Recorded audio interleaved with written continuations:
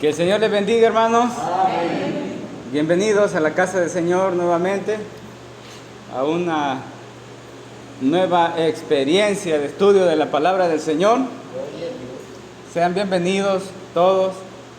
Doy gracias a Dios por ustedes que están cada domingo aquí con la intención de escuchar acerca de la palabra de Dios.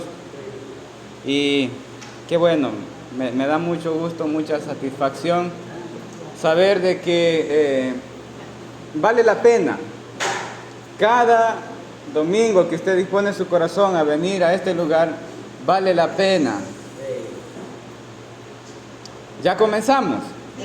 Sí, amén. Bueno, estamos estudiando, ¿qué tema estamos estudiando? El Espíritu Santo, amén. El Espíritu Santo. Y como siempre hago un repaso de la clase anterior. ¿Qué fue lo que vimos en la clase anterior? ¿Lo recuerdan? ¿Hola? De la regeneración, ¿sí? ¿De qué? El Paracleto, ¿correcto? ¿Alguien más? ¿Qué estuvimos viendo? ¿Hola? El abogado familiar, ¿correcto, hermana Gloria? Sí. ¿Alguien más?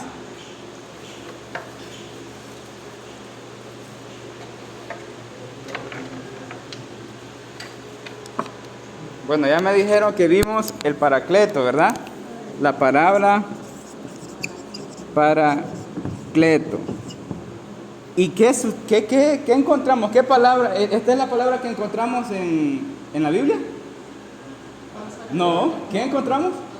Consolador, correcto. Consolador. Pero la palabra original es Paracleto. ¿Alguien más?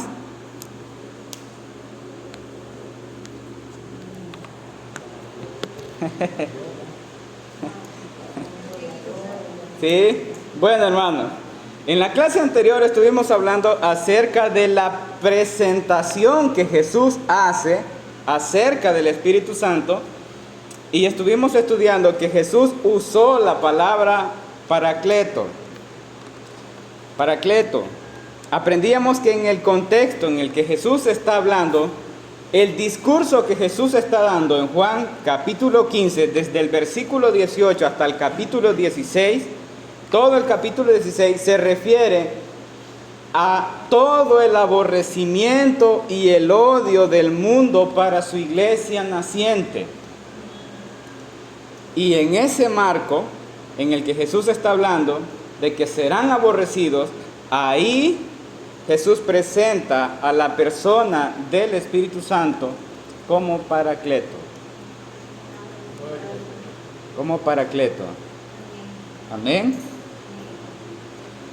La palabra Paracleto significa que es alguien que es llamado para venir junto a otra persona para un servicio permanente. Vuelvo a repetir, Paracleto es alguien que es llamado para venir junto a otra persona para el servicio permanente.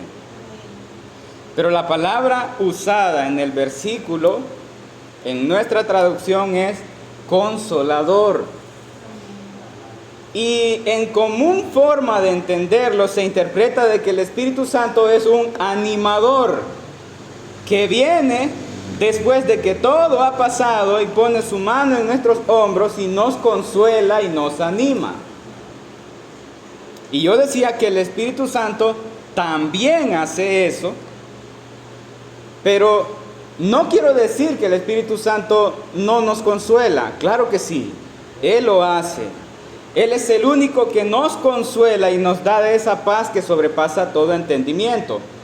Pero de lo que Jesús está hablando en este pasaje, no es que la iglesia aguantaría toda la devastación del odio y el aborrecimiento del mundo y hasta después de que lo ha soportado, entonces el Espíritu Santo viene y los consuela. No es eso lo que Jesús está enseñando. La iglesia no necesitaba ánimo después de la batalla. su iglesia necesitaba fuerza y poder para enfrentarse a la batalla. Y exactamente de eso es lo que Jesús está hablando. La forma en la que Jesús está presentando al Espíritu Santo, les dice: yo me iré y es necesario que yo me vaya, y si no me voy, el Paracleto no vendría. Entonces la forma de la que Jesús está hablando del Espíritu Santo es que Él lo enviaría para estar con su iglesia a su servicio permanente. No después de la adversidad, sino antes, durante y después de la adversidad. Amén. Por eso es que Jesús les dice en Lucas capítulo 12, del 11 al 12, y cuando los traigan a las sinagogas ante los magistrados y las autoridades, no os preocupéis por cómo o qué habréis de responder o qué habéis de decir, porque el Espíritu Santo os enseñará en la misma hora qué debáis decir. En este versículo vemos al Espíritu Santo claramente en su función como Paracleto. Está al servicio permanente junto a los hijos de Dios para enfrentarse a cualquier adversidad que se sobreponga. Así que concluíamos que la principal función del Espíritu Santo como Paracleto es dotar de fuerza y poder y coraje a todos los hijos de Dios para enfrentarse al aborrecimiento y el odio del mundo.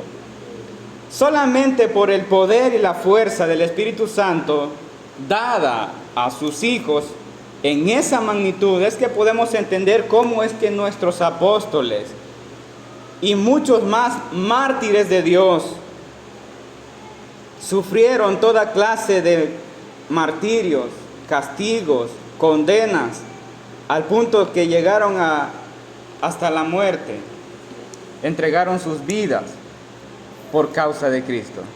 Y eso solo puede ser producido por el poder del Espíritu Santo. Amén. El punto al que nos vamos a adentrar hoy es cuando el Espíritu Santo realiza su manifestación en la fiesta del Pentecostés. Hemos hablado de la oración de Moisés en Números 11, versículo 29, cómo se convierte en la profecía en Joel, capítulo 2, del 28 al 29, y hemos hablado de que el cumplimiento de esta profecía lo encontramos en Hechos 2, por las palabras del apóstol Pedro en su mensaje, cuando dice: esto es lo que dijo el profeta Joel.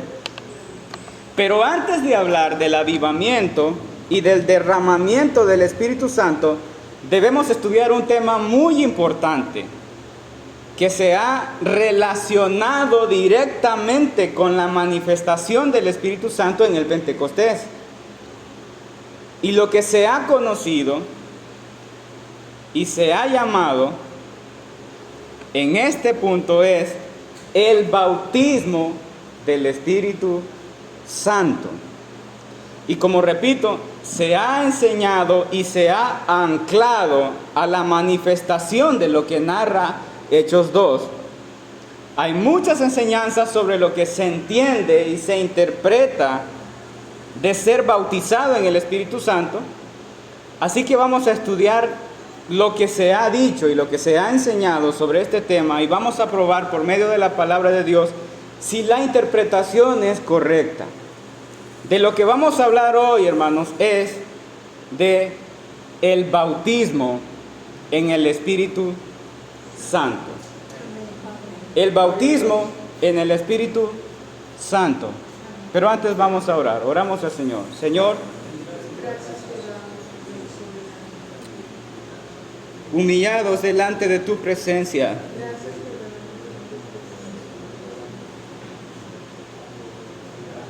venimos ante ti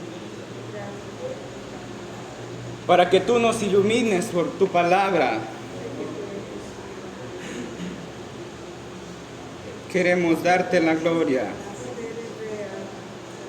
darte la honra, exaltarte. que al comprender tu palabra podamos darte honor, darte la gloria,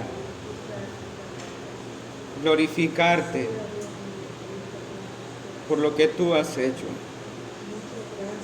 Abre nuestras mentes, nuestros corazones, para que podamos apreciar tu luz. En el nombre de tu Hijo Jesucristo te lo pedimos, Padre Santo. Amén y amén. Vamos a estudiar hoy, hermanos, el bautismo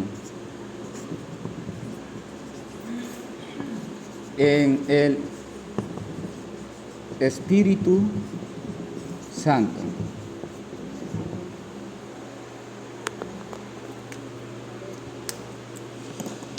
Quiero comenzar diciendo, hermanos, que hay una gran trayectoria de enseñanza basada en una interpretación pentecostalista. Fue originada en el transcurso del siglo XX y esta enseñanza ha sido difundida por todos lados, y esta rama de interpretación se conoce como neopentecostalismo. Cabe mencionar que hay ciertos puntos en donde esta interpretación se ajusta a la idea que quiere presentar bíblicamente, pero no necesariamente es completamente correcta. La diferencia es que ya había una interpretación original, y la palabra neo significa nuevo, o una forma diferente a la interpretación original. Así que ya tenemos dos partes de interpretación: la que anteriormente era la original y la neopentecostalista. La enseñanza que comúnmente se estudia o que comúnmente se ha adquirido es la enseñanza pentecostalista.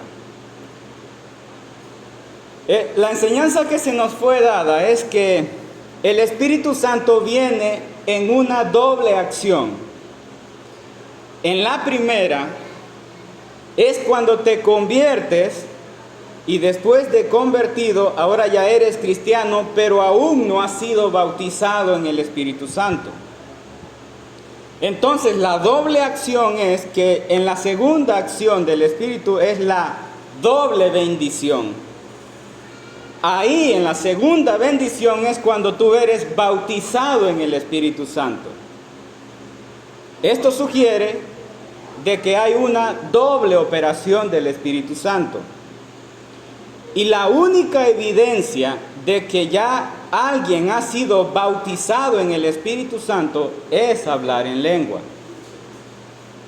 Esa es la enseñanza del neopentecostalismo. Aunque esta enseñanza se basa en versículos bíblicos, no posee la suficiente base sólida en la Escritura para sostenerse firme ante todos los cuestionamientos. Debido a que con esta interpretación obligatoriamente tendríamos que aceptar que hay cristianos genuinos, salvos, que aún no son parte del cuerpo de la iglesia del Señor. Porque no son parte del cuerpo por el hecho de que no han sido bautizados en el Espíritu. Y el apóstol Pablo enseña de que el cuerpo de Cristo y la iglesia ha sido bautizada en un mismo Espíritu. Y si tenemos personas en la iglesia que son cristianos genuinos y no han sido bautizados por el Espíritu, entonces no son parte del cuerpo. Obligatoriamente, con el pensamiento del pentecostalismo, tendríamos que argumentar y sostener que hay personas que son cristianas, pero no son parte del cuerpo de Cristo. No tienen la evidencia de haber sido bautizados en el Espíritu porque no hablan en lengua. Y eso es un problema. Partiendo desde ahí, hermanos, desde que si una persona no habla en lengua, no es bautizada en el Espíritu Santo, tenemos un problema de interpretación, porque el Espíritu Santo reparte como Él quiere, cuando Él quiere. Entonces, esa interpretación está basada en que la obra del bautismo del Espíritu Santo depende totalmente de hablar en lenguas. Y eso no es real. No puede ser sostenido bíblicamente. Por lo tanto, esa ideología se descarta ante la palabra de Dios. Esta interpretación se basa en el mensaje de Juan el Bautista, porque ahí tienen base. Y yo quiero que estudiemos cuál es la base de esta enseñanza para que lleguemos a la comprensión de la verdad. Ellos se basan en el mensaje de Juan el Bautista y la narración del derramamiento en el Pentecostés. Ahora vamos a estudiar los versículos para ver de qué está hablando Juan el Bautista y de lo que sucedió en el Pentecostés. Vamos a leer, vaya conmigo a Mateo capítulo 3. Mateo, Evangelio de Mateo capítulo 3.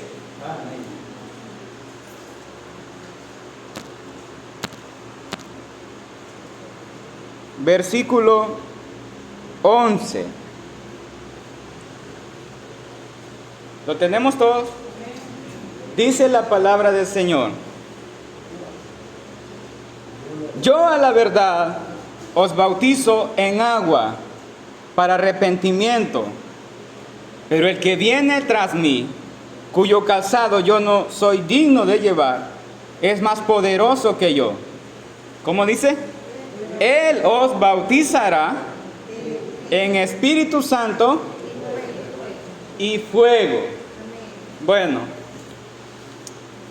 aquí claramente Juan el Bautista está hablando de Cristo y que Cristo bautizaría a los suyos en el Espíritu Santo, y también está la palabra y fuego, ¿verdad? Lo primero que tenemos que tener claro en este pasaje de la predicación de Juan el Bautista es de que Juan está hablando de un bautismo. Y bautismo significa sumergir. ¿Estamos de acuerdo con eso? Bueno, Juan comienza a decir: yo a la verdad os bautizo en agua, pero el que viene tras mí, Él los bautizará en Espíritu Santo y fuego. Ahora, para comprender de qué es lo que Juan está hablando, de qué es lo que Juan el Bautista está hablando, debemos de comenzar a estudiar el capítulo 3 desde el versículo 1.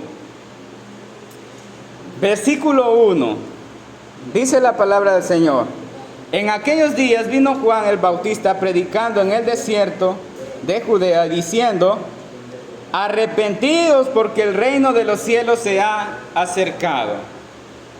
Lo primero, hermanos, es que Juan está predicando un mensaje de arrepentimiento y confesión de pecados. La estructura de lo que Juan está hablando es que él está predicando un mensaje de arrepentimiento y confesión de pecados. Por eso es que el versículo 6 dice: y salía a él Jerusalén y toda Judea y toda la provincia de alrededor del Jordán, y eran bautizados por él en el Jordán, ¿cómo dice? Confesando sus pecados. Entonces lo primero que vemos es que Juan está predicando este mensaje de arrepentimiento y confesión de pecados. Lo segundo que tenemos que evaluar es: ¿quiénes son la audiencia a quienes Juan se dirige? Veamos lo que dice el versículo 5. Dice, ¿sí? El 5 y el 7, perdón, el 7 es: al ver que muchos de los fariseos y de los saduceos venían a su bautismo, les decía, ¿cómo les decía? Generación de víboras, ¿quién os enseñó a huir de la ira venidera? Entonces, la audiencia que tiene Juan son los fariseos y los saduceos.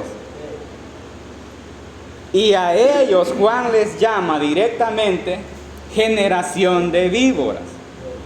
¿Por qué? Porque en ellos no se veía confesión de pecado ni tampoco arrepentimiento. Bueno, lo tercero es que Juan el Bautista está predicando que el hacha está puesta. Les habla de los que dan fruto de arrepentimiento y de los que no dan fruto. Y la sentencia para los que no dan buen fruto es que son cortados y echados al fuego. ¿Sí? Versículo 10. Y también el hacha está puesta a la raíz de los árboles.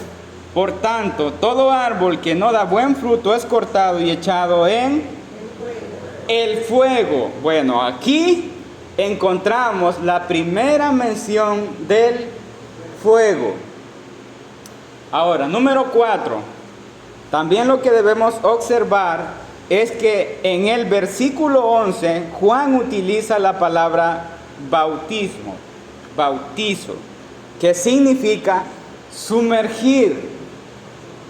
El versículo 11 dice: yo a la verdad os bautizo en agua para arrepentimiento, pero el que viene tras mí, cuyo calzado yo no soy digno de llevar, es más poderoso que yo, y él os bautizará en Espíritu Santo y bueno. Entonces encontramos que bautizo significa sumergir, y Juan dice: yo los bautizo en agua, pero él, o sea, Cristo, os bautizará en Espíritu Santo y fuego. Es la segunda mención que hace Juan en su mensaje. En el versículo 12, que es lo quinto que quiero que observemos, Juan dice: su aventador está en su mano, y limpiará su era, y recogerá su trigo en el granero, y quemará la paja en fuego que nunca se apagará. Bueno, Juan está diciendo que Cristo tiene su aventador en su mano y él limpiará su era. Hará separación del trigo en el granero y quemará la paja en el fuego que nunca se apagará. Este fuego que aparece en el versículo 12 es la tercera mención que Juan hace acerca del fuego. Lo que el profeta Juan está hablando en su mensaje directamente para la audiencia que tiene, es que Juan está dando un mensaje muy claro. Juan no andaba cuidando tanto los sentimientos de los fariseos y los saduceos, porque para que entendamos claro el mensaje de Mateo 3:11, es que cuando Juan dice: yo os bautizo en agua, está hablando de ser sumergidos. Pero cuando habla de Cristo dice: él os bautizará en Espíritu Santo y fuego. Cristo es quien hará separación del trigo y de la paja será echada al fuego. Entonces lo que quiere dar a entender Juan es que Cristo va a sumergir a los suyos en el Espíritu Santo, y a los que no son suyos y que no vengan en arrepentimiento ni confiesen sus pecados, Cristo los va a sumergir en fuego. Eso es lo que Juan está diciendo. Todos van a ser bautizados por Cristo, solo que unos serán bautizados en el Espíritu Santo y otros serán bautizados en fuego. ¿Tenemos claro qué era lo que Juan el Bautista quería decir? Amén. Ahora, lo que sí podemos asegurar es que sí hay un bautismo en el Espíritu Santo. Porque lo que Juan está profetizando es eso. Pero el bautismo en fuego no es para los redimidos por Dios. El pentecostalismo enseña que sí. Y de ahí se basan en la enseñanza del fuego pentecostal. Entre otras muchas cosas. Tomar un versículo y hacer de ese versículo una doctrina en la que todo lo que tenga que ver con fuego y una manifestación del Espíritu Santo sea llamado fuego pentecostal es incorrecto. Creemos que Dios ha usado el fuego para manifestarse desde Génesis hasta Apocalipsis, pero no podemos enseñar que se refiere a un mismo fuego pentecostal, porque Dios ha usado el fuego.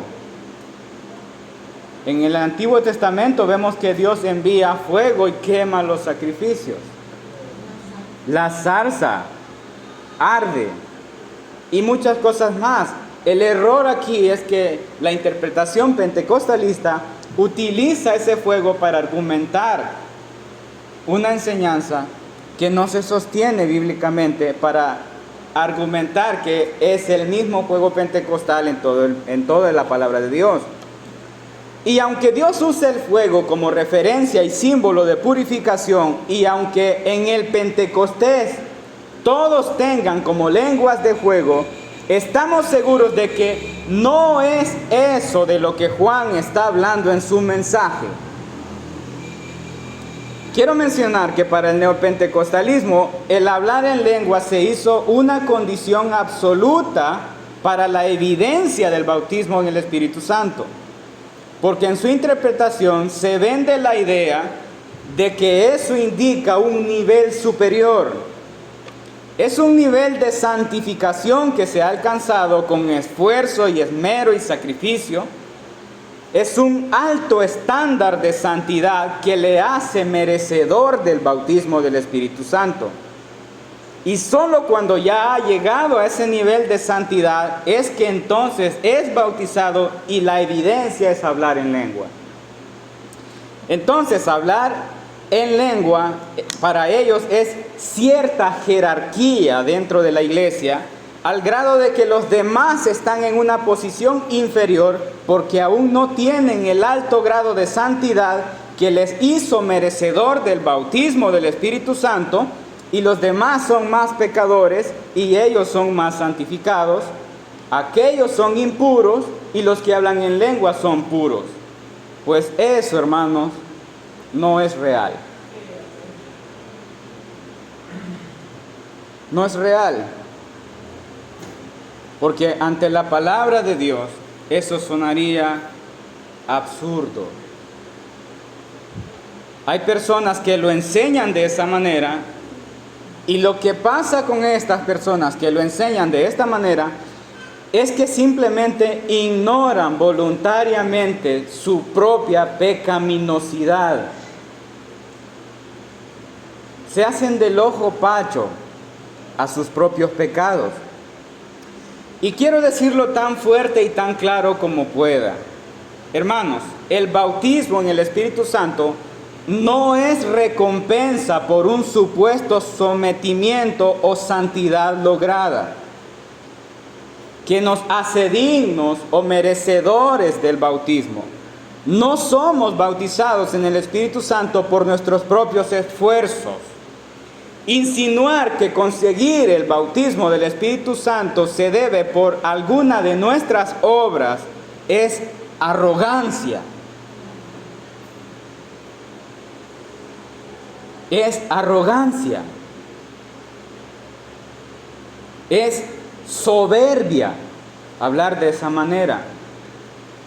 No podemos manipular ni convencer al Espíritu Santo y hacerlo dependiente de nuestras obras o de nuestro sometimiento para ganarnos el bautismo del Espíritu Santo. Así como nadie puede provocar su propio nacimiento, nadie puede provocar su propio bautismo en el Espíritu Santo. Es una decisión tomada solo por el Espíritu Santo. Cuando Él quiere, como Él quiere y en quienes Él quiere. Es absurdo hacer depender el bautismo del Espíritu Santo en alguna de nuestras obras. Y en base a esa interpretación equivocada es que encontramos comentarios como: yo me convertí en tal fecha y fui bautizado en tal fecha. Pero fui bautizado porque tuve 40 matutinos, 30 días de ayuno y 4 meses de oración. No existe estrategia para provocar el bautismo del Espíritu Santo. Es una decisión solo del Espíritu Santo. Cuando nos damos cuenta y entendemos cuál es el bautismo, porque todavía no hemos hablado de cuál es el bautismo. Estamos hablando del bautismo, pero todavía no hemos llegado a cuál es el bautismo. Pero cuando entendemos cuál es el bautismo, usted sabrá que usted no puede ser bautizado por usted mismo, por algo que usted provoque. El bautismo en el Espíritu Santo no es dependiente de hablar en lenguas. Pero toda la enseñanza que se nos ha dado se ha fundamentado en la narrativa del Pentecostés, porque en el Pentecostés dice que el Espíritu Santo cayó y todos hablaron en lenguas. Pero el hablar en lenguas es una obra adicional al bautismo del Espíritu Santo. Y el hablar en lenguas no es evidencia del bautismo en el Espíritu Santo. Porque más adelante el apóstol Pablo enseña de que unos son dotados de unos dones y otros no tienen dones. Pero todos son parte del cuerpo de Cristo. Así que no podemos enseñar que la evidencia del bautismo del Espíritu Santo es hablar en lenguas.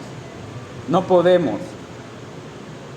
Y quiero culminar esta clase porque quiero en la próxima clase hablar ya de lo que realmente es el bautismo del Espíritu Santo y qué es lo que pasó en el Pentecostés. Quiero culminar esta clase diciendo que el bautismo en el Espíritu Santo, hermanos, no es una experiencia natural. Es una experiencia espiritual. ¿Qué quiere decir eso? Que esta es una obra maravillosa que sucede en nuestro espíritu y es algo que no podemos ver ni sentir, no podemos ver con nuestros ojos naturales ni sentir en nuestro cuerpo natural porque es una obra espiritual. Así que no podemos asegurar que nuestro bautismo en el Espíritu Santo es específicamente la primera experiencia que tenemos en nuestro cuerpo natural al sentir al Espíritu Santo. Porque esa experiencia, lo que sentimos la primera vez del Espíritu Santo, no indica que ese es el bautismo del Espíritu Santo, porque pudo haber sido bautizado en el Espíritu Santo mucho tiempo antes y hasta en ese momento sentir en nuestro cuerpo físico la presencia del Espíritu Santo. ¿Me estoy dando a entender? Así que tenemos que separar el hecho de que el bautismo en el Espíritu Santo es una experiencia espiritual, porque la experiencia espiritual es la manifestación del Espíritu, y para que nosotros sintamos en nuestro cuerpo natural la presencia del Espíritu Santo, ya debe de haber sido resucitado nuestro cuerpo espiritual. ¿Se entendió? Para que podamos sentir el poder de Dios en nuestro cuerpo natural, ya antes el Espíritu Santo tuvo que haber obrado vida en los que estaban muertos y delitos y pecados. Esta es la clase de hoy, hermanos. Que el Señor les bendiga.